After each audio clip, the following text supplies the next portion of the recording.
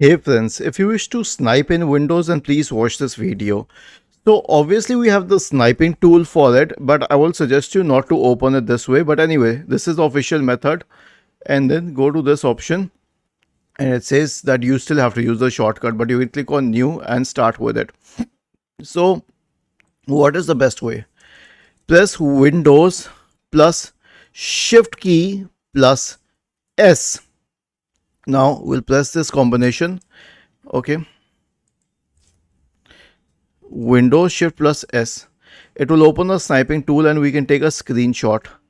Then we can open that screenshot, click on save and save it at a location.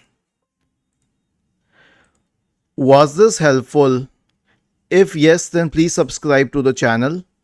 If not, then let us know in the comment section of the video on how we could help you further. Thank you for watching this video and have a nice day.